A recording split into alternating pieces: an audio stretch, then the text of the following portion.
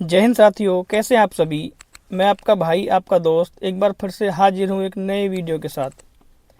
साथियों, पिछले क्लास में हमने कुछ क्वेश्चन प्रैक्टिस किए थे जो होमगार्ड को लेकर मैंने आपको कराए थे।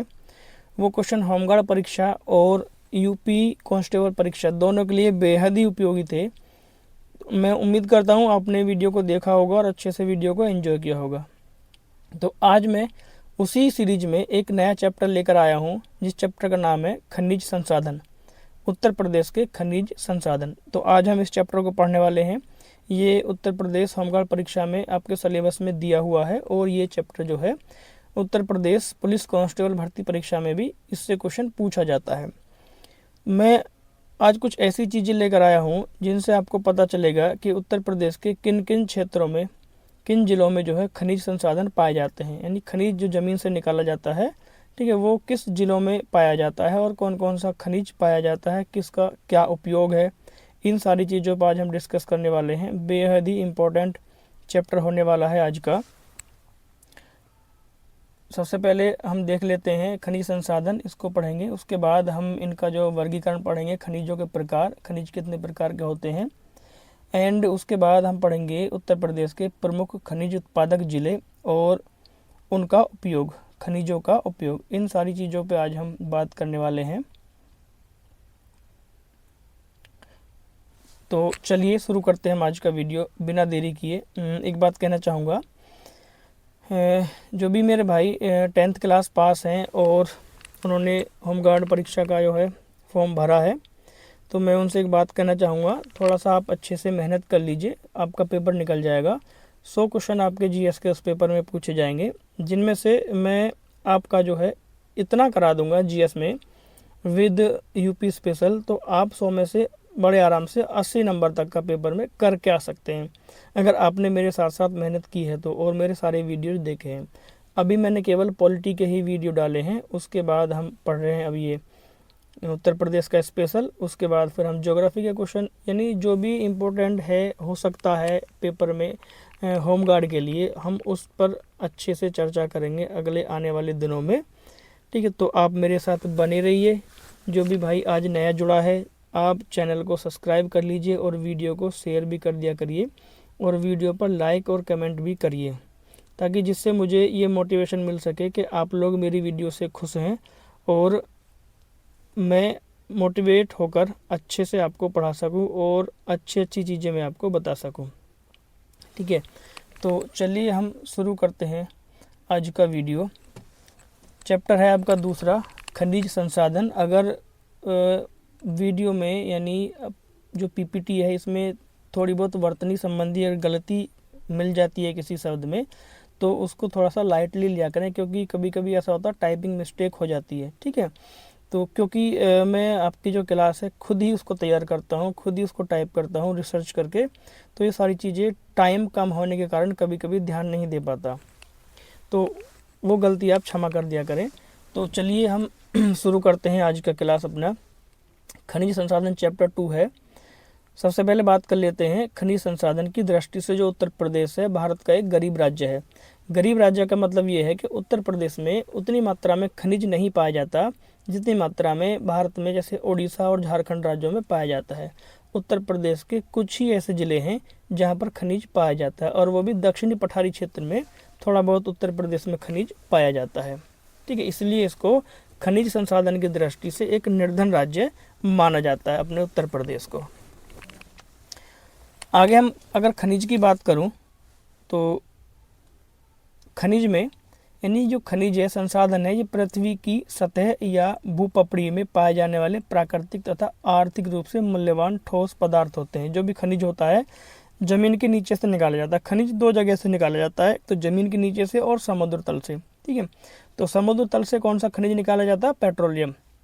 और जो भूमि के नीचे दबा होता है वहाँ निकाला जाता है लोहा। ठीक है, कई सारे खनिज मिलते हैं, मैग्नीज, धातु, अधातु, बहुत सारे खनिज जो है पृथ्वी की भूपट्टी में जमे हुए हैं। ठीक है, तो वहाँ से वो निकाला जाता है, जिनमें कोयला भी है, सोना होता है। तो ये बहुत सारे खनिज जो है पृथ्वी के अंदर पाए जाते हैं, पृथ्वी के गर्भ में पाए जाते हैं। ये काफ़ी जो है आर्थिक रूप से मूल्यवान होते हैं। ठीक है, इनका आर्थिक मूल्य बहुत ही ज़्यादा होता है, जिनका उपयोग हम विभिन्न उद्योगों और मानव गतिविधियों में करते हैं या मानव गतिविधियों के लिए इनका उपयोग किया जाता है। ठीक है, आपको पता है मानव गतिविधियों का उपयोग कैसे किया जाता है। कोयला निकाला गया ज़मीन से, तो कोयले का उपयोग किस लिए होता है? बिजली बनाने के लिए। भारत में लगभग 70% जो बिजली है वो कोयले के द्वारा बनाई जाती है। तापीय विद्युत गृह ज़्यादा है भारत में। ठीक है, तो जो भी खनिज है वो किसी न किसी काम के लिए उपयोग किया जाता है। आगे अगर मैं बात करता हूँ, उत्तर प्रदेश के विंध्य क्षेत्र की पर्वत जो श्रृंखला है के मध्य विभिन्न प्रकार की खनिज संपदाओं का भंडार है। यानी उत्तर प्रदेश का जो विंध्य क्षेत्र है, ठीक है, जो हमारा पठारी क्षेत्र है, जो मध्य प्रदेश और उत्तर प्रदेश के दक्षिणी क्षेत्र के बीच का क्षेत्र है, वहाँ जो है विभिन्न प्रकार के जो खनिज उपलब्ध हैं। ठीक है, आगे हम बात करते हैं। मैंने आपको मैप के थ्रू बताया था। ठीक है, तो वहाँ ये खनिज जो पाया जाता है। आगे अगर मैं बात करूँ, हाँ, और पिछले वीडियो को देखकर एक मेरे भाई का कमेंट आया था कि मैंने जो आपको वो कृषि से संबंधित प्रमुख शोध संस्थान पढ़ाए थे, उसमें कहा था भाई ने कि इनको जो है एक ट्रिक के माध्यम से बताइए। तो मैं उनको बिल्कुल नेक्स्ट वीडियो में एक बार रिवीजन करवा दूंगा आपको ट्रिक के माध्यम से, जब हम इस चैप्टर के जो है MCQ पढ़ रहे होंगे, तो उसी में मैं उस चीज़ की आपको ट्रिक भी बताऊँगा। ठीक है, नेक्स्ट वीडियो में, तो आप प्लीज़ थोड़ा सा वेट कर लीजिए। अगर मैं अब लेकर आता तो वीडियो काफ़ी लंबा हो जाता। आगे अगर मैं बात करता हूँ, प्रदेश में पाए जाने वाले प्रमुख जो खनिज हैं जिनमें चूना पत्थर, डोलोमाइट, मैग्नीसाइट, बॉक्साइट, एंडालुसाइट, डायस्पोर, कोयला, यूरेनियम, सिलिका सैंड, गंधक और जिप्सम आदि जो हैं ये अपने प्रदेश में प्रमुख खनिज है जो पाए जाते हैं। आगे बड़ा इंपॉर्टेंट क्वेश्चन है, ये एग्जाम में बार बार पूछा जाता है कि वर्ष 1955 में भूतत्व एवं खनिज कर्म निदेशालय, ठीक है, तो ये पेपर में पूछा जाता है, उत्तर प्रदेश में भूतत्व एवं खनिज कर्म निदेशालय की जो स्थापना है वो कब हुई थी? तो इसकी स्थापना वर्ष 1955 में की गई। ठीक है, इसको ध्यान रखेंगे। खनिज संपदा की खोज एवं उन पर आधारित उद्योगों के विकास के उद्देश्य से इसकी स्थापना की गई थी। तो खनिज संपदा की खोज और उन पर जो आधारित उद्योग है उनका विकास अच्छी तरह से हो, तो इसके लिए जो है भूतत्व एवं खनिज कर्म निदेशालय की स्थापना की गई। आगे अगर मैं बात करूं, उत्तर प्रदेश राज्य खनिज विकास निगम की स्थापना 24 मार्च 1974 में की गई थी। ठीक है, ये भी इंपॉर्टेंट क्वेश्चन है, एग्जाम के पॉइंट ऑफ व्यू से बेहद ही इंपॉर्टेंट क्वेश्चन है, ध्यान रखेंगे दोनों क्वेश्चन, ये वाला और ये वाला क्वेश्चन बेहद ही इंपॉर्टेंट है। तो उत्तर प्रदेश में राज्य खनिज विकास निगम की स्थापना कब हुई? 24 मार्च 1974 को। 1974 याद रखेंगे, काम चल जाएगा, क्योंकि प्रॉपर जो डेट है बहुत ही कम पूछी जाती है। 90% चांस है कि आपका केवल वर्षीय पेपर में पूछा जाता है। तो चलिए आगे हम बात करते हैं अगली वीडियो में। अगली स्लाइड में हमारा क्या है, तो यहाँ पर उत्तर प्रदेश खनिज नीति के बारे में मैं बात करने वाला हूँ, जो वर्ष 1998 में लाई गई थी। तो यह उत्तर प्रदेश की पहली खनिज नीति थी। ये भी क्वेश्चन एग्जाम में बहुत बार पूछा गया है कि उत्तर प्रदेश की जो पहली खनिज नीति है वो कब लाई गई। ठीक है, तो उत्तर प्रदेश की पहली जो खनिज नीति है वो वर्ष 1998 में लाई गई, इसको ध्यान रखेंगे। इस नीति के अंतर्गत खनिज विकास को उद्योग का दर्जा दिया गया। ये भी पेपर में बार बार पूछा जाता है, कौन सी नीति के द्वारा, ठीक है, खनिज को उद्योग का दर्जा दिया गया था? तो वो खनिज नीति थी वर्ष 1998 की। तो इस नीति के द्वारा जो है 12 जिले, ठीक है, 12 जिले कौन कौन से हैं जहाँ पर ज़्यादा खनिज पाया जाता है? 12 जिले जैसे ललितपुर हो गया, उसके बाद जालौन हो गया, सोनभद्र हो गया, महोबा हो गया, चित्रकूट, हमीरपुर, बांदा, मिर्ज़ापुर, चंदौली, झांसी, प्रयागराज और सहारनपुर। इन क्षेत्रों को खनिज बाहुल्य क्षेत्र घोषित किया गया। ठीक है, मैं आपको दिखा देता हूँ। ठीक है, ये वाले जो क्षेत्र हैं, जो दक्षिणी पठारी क्षेत्र हैं, तो इनको जो है खनिज बाहुल्य क्षेत्र जो है घोषित किया गया। ठीक है, ये वाले क्षेत्र जो दक्षिणी पठारी क्षेत्र है, जैसे यहाँ पे ये बांदा हो गया, ठीक है, चित्रकूट, मिर्ज़ापुर, चंदौली वाला एरिया हो गया, महोबा हो गया, झांसी, हमीरपुर, जालौन, ठीक है, और देन इसके बाद हम बात कर लेते हैं ललितपुर की, यहाँ भी खनिज पाया जाता है, और सोनभद्र हो गया हमारा, उसके बाद हमारा वाराणसी हो गया, वाराणसी में भी खनिज पाया जाता है, प्रयागराज हो गया। तो ये जो क्षेत्र हैं हमारे खनिज बाहुल्य क्षेत्र है, और एक हमारा उत्तर प्रदेश का सबसे उत्तरी जिला सहारनपुर। ठीक है, तो इनको खनिज बाहुल्य क्षेत्र जो है घोषित किया गया, खनिज बाहुल्य जिला जो इनको घोषित किया गया। आशा करता हूँ आपने अच्छे से मैप में इनको देख लिया होगा। तो ये जो दक्षिणी क्षेत्र है हमारे, यही यहीं पर हमारे पठारी क्षेत्र में खनिज पाया जाता है। बाकी उत्तर प्रदेश में जो है किसी भी जिले में खनिज नहीं पाया जाता। ठीक है, तो चलिए आगे बढ़ते हैं हम।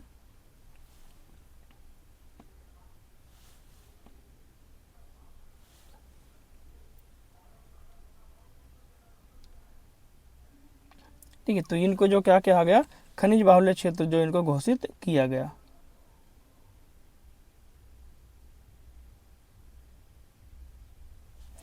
आगे बात कर लेते हैं उत्तर प्रदेश खनन नीति 2017।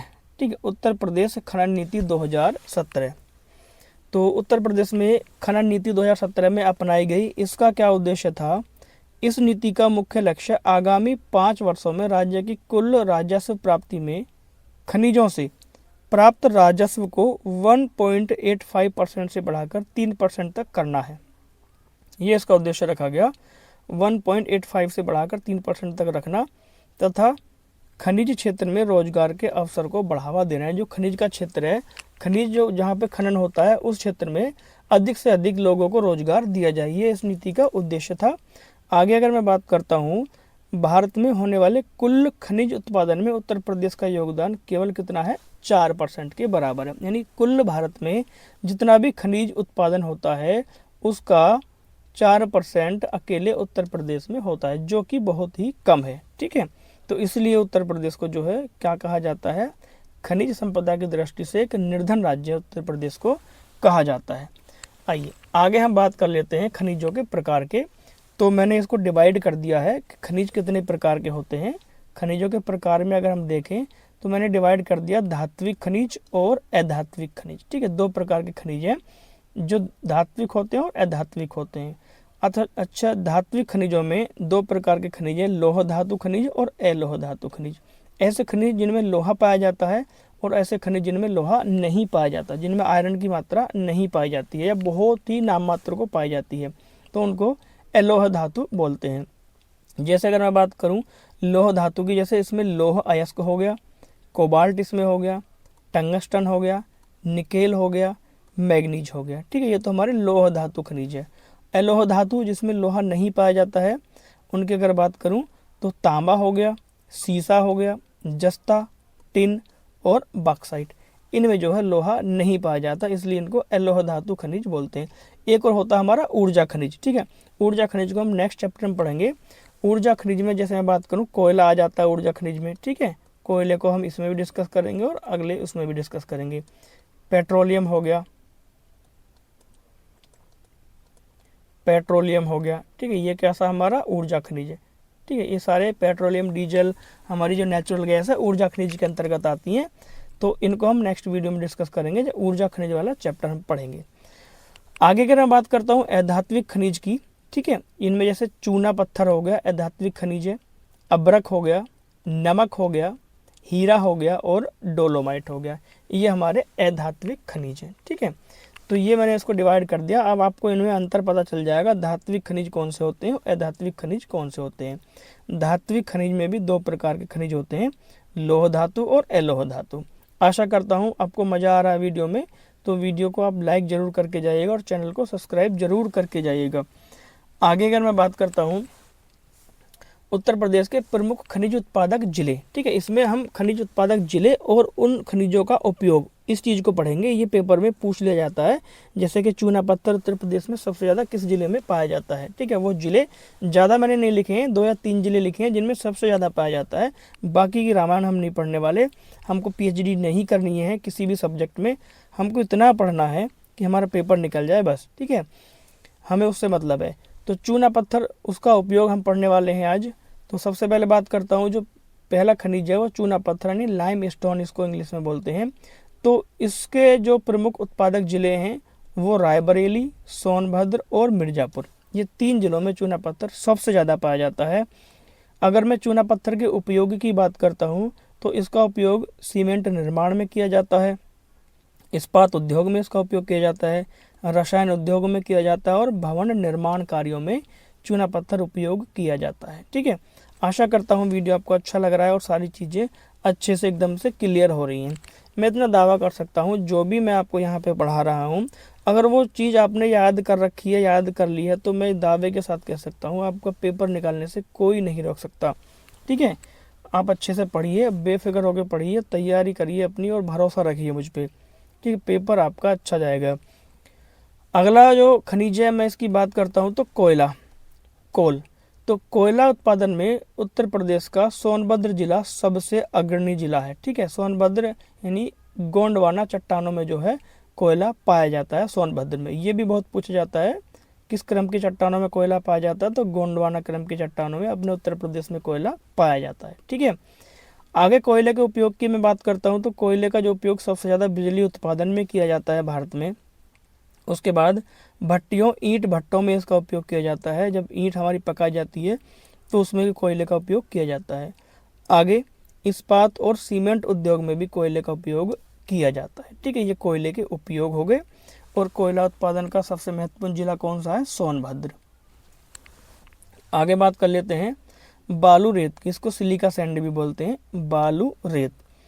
ये सबसे ज़्यादा प्रयागराज में पाया जाता है।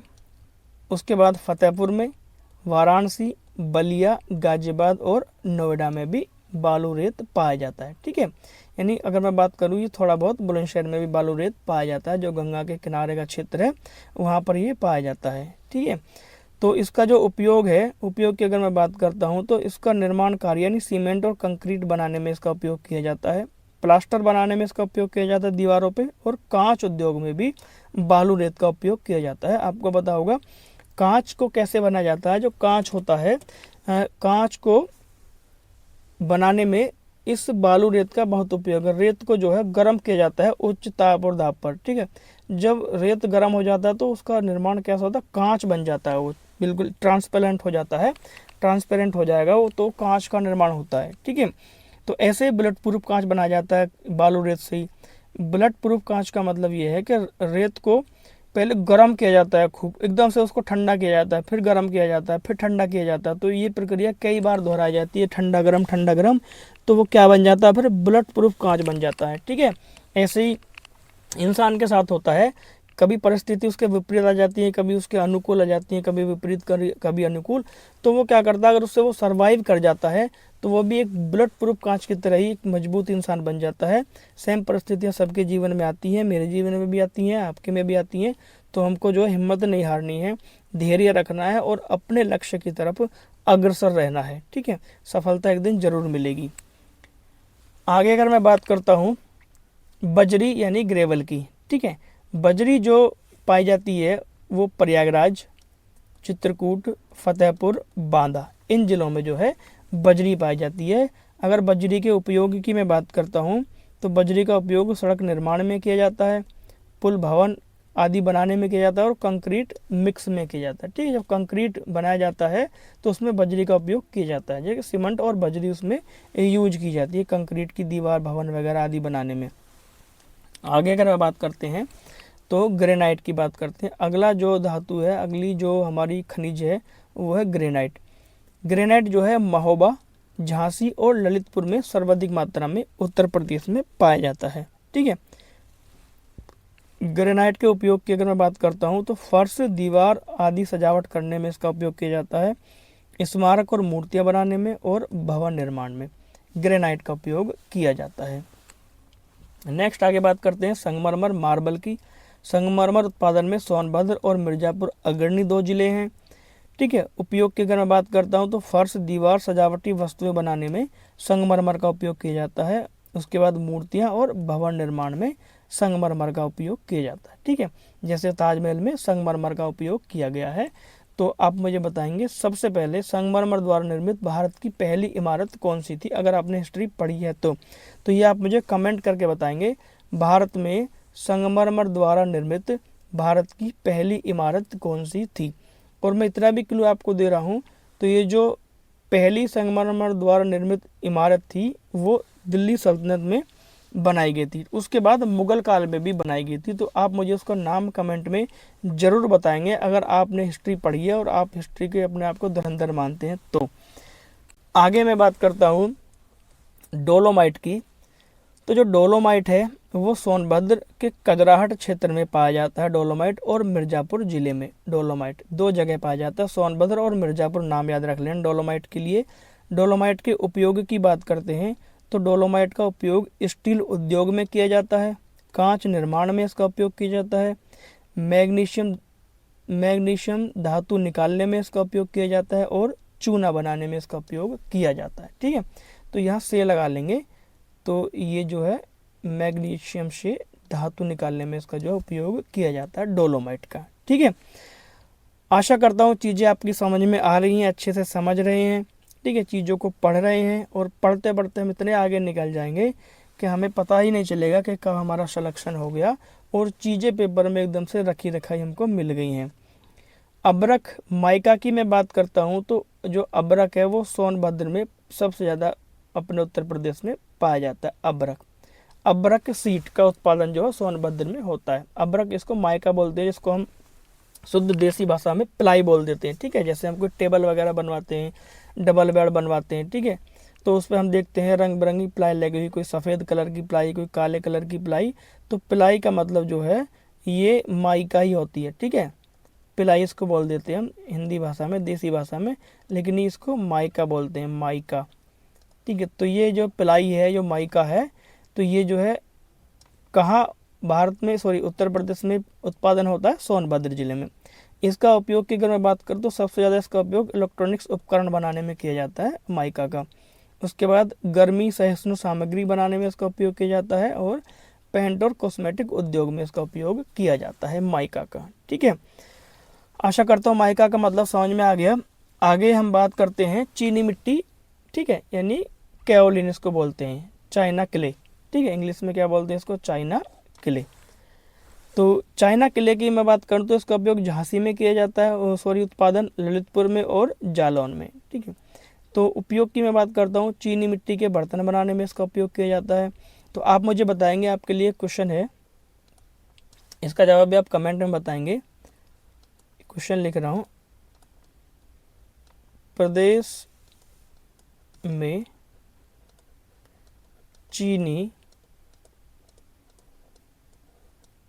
मिट्टी के बर्तन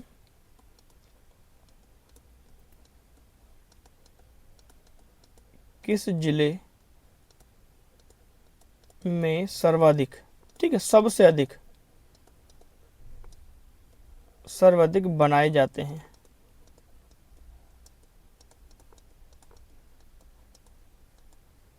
ठीक, ये टॉपिक हम आगे पढ़ेंगे, एक जिला एक उत्पाद, इसको हम उसमें पढ़ेंगे। तो आपके लिए ये क्वेश्चन है, तो आप मुझे इसको कमेंट करके बताएंगे। ये दूसरा क्वेश्चन है, पहला क्वेश्चन मैंने वो पूछा था संगमरमर की कौन सी इमारत थी भारत में, और दूसरा क्वेश्चन ये है हमारा। ठीक है, इसको हटा ही देते हैं, इस तरह से रख लेते हैं, थोड़ा सा वैसा हो गया। दूसरा क्वेश्चन ये है कि उत्तर प्रदेश का वह कौन सा जिला है जहां पर सबसे ज़्यादा चीनी मिट्टी के जो बर्तन बनाए जाते हैं। ठीक है, तो आप कमेंट करके मुझे उस जिले का नाम बताएंगे जो सबसे महत्वपूर्ण और पेपर में बार बार पूछा जाता है। ठीक है, अगर जिसको क्षेत्र भी पता हो जिले के साथ साथ कि उस जिले में वो क्षेत्र, वो शहर में बनाया जाता है, तो वो भी लिख देंगे। उसके बाद इसका उपयोग टाइल्स बनाने में किया जाता है, कागज़ उद्योग में किया जाता है, और रबड़ और प्लास्टिक उद्योग में भी इसका उपयोग किया जाता है चीनी मिट्टी का। आगे बात कर लेते हैं हम फायर क्ले की, नॉन प्लास्टिक। ठीक है, नॉन प्लास्टिक में इसका जो उपयोग है, मिर्ज़ापुर के बांसी बकरी खो क्षेत्र में फायर क्ले की मौजूदगी है। ठीक है, तो जो फायर क्ले है वो मिर्ज़ापुर का एक क्षेत्र है, बांसी बकरी खो क्षेत्र। ठीक है, तो यहाँ पर फायर क्ले पाया जाता है, नॉन प्लास्टिक है ये। ठीक है, इसमें प्लास्टिक नहीं होता। इसकी अगर मैं उपयोग की बात करूँ तो इसका उपयोग मुख्य रूप से भट्टियों, उनकी चिमनी जो होती है, भट्टियों की चिमनी और भट्टियों के लिए, ठीक है, अग्निरोधी ईंटें और लाइनिंग बनाने में इसका उपयोग होता है, जो गर्मी और रासायनिक कटाव का प्रतिरोध करती हैं। ठीक है, और सिरेमिक पाइप तथा अन्य उच्च तापमान वाले उत्पादों के लिए इसका उपयोग किया जाता है। ठीक है, फायर क्ले का, तो फायर क्ले कहाँ पाया जाता है, मिर्ज़ापुर के कौन सा क्षेत्र है, बांसी मकरी खो क्षेत्र, वहाँ ये पाया जाता है। अगली जो खनिज हमारी पायरोफिलाइट है, यह खनिज जो है प्रदेश के झांसी, ठीक है, प्रदेश के झांसी ललितपुर, महोबा और हमीरपुर में पाया जाता है पायरोफिलाइट। इसका जो उपयोग है वो कीटनाशकों के निर्माण तथा सिरेमिक उद्योग में किया जाता है। जो कीटनाशक होते हैं, तो कीटनाशक बनाने के लिए जो भी द्रव बनाया जाता है तो उसमें पायरोफ्लाइट का उपयोग किया जाता है। ठीक है, और हमारा आज का ये लास्ट का स्लाइड है। इसमें बात करते हैं चाइना किले की, जो कि हमने पीछे भी पढ़ लिया है। चाइना किले मिर्ज़ापुर, बांदा, सोनभद्र आदि में पाया जाता है। ठीक है, चाइना किले। इसका उपयोग सिरेमिक, चीनी मिट्टी के बर्तन, सैनिटरी वेयर, कागज, कोटिंग और फिलर, पेंट, रबड़, फिलर के रूप में, यानी सौंदर्य प्रसाधन जैसे फेस मास्क हो गया, ठीक है, सौंदर्य प्रसाधनों में, और जल उपचार जैसे उद्योगों में किया जाता है, क्योंकि यह उत्पादों को सफ़ेदी, चिकनाहट और मजबूती प्रदान करता है। ठीक है, इसलिए फेस पैक में इसका उपयोग किया जाता है। जब हम चेहरे पर फेस पैक, फेस मास्क लगा लेते हैं तो हमारा चेहरा कैसा हो जाता है, चिकना हो जाता है। ठीक है, तो चाइना किले का उपयोग वहाँ भी किया जाता है सौंदर्य प्रसाधनों में। आगे अगर मैं बात करता हूँ जिप्सम की, जिप्सम झांसी तथा हमीरपुर जिलों में पाया जाता है। ठीक है, 2 जिले हैं इसके लिए, झांसी और हमीरपुर। इन जिलों में जिप्सम पाया जाता है। इसका उपयोग मुख्यतः सीमेंट, गंधक तथा अमोनिया सल्फेट नामक रासायनिक पदार्थों के निर्माण में किया जाता है। ठीक है, जिप्सम का उपयोग इस निर्माण में किया जाता है। ये जिप्सम का क्षेत्र है झांसी और हमीरपुर। ठीक है, आशा करता हूँ वीडियो आपको अच्छा लगा है, तो वीडियो को शेयर, वीडियो पर लाइक और कमेंट करके ज़रूर जाएं।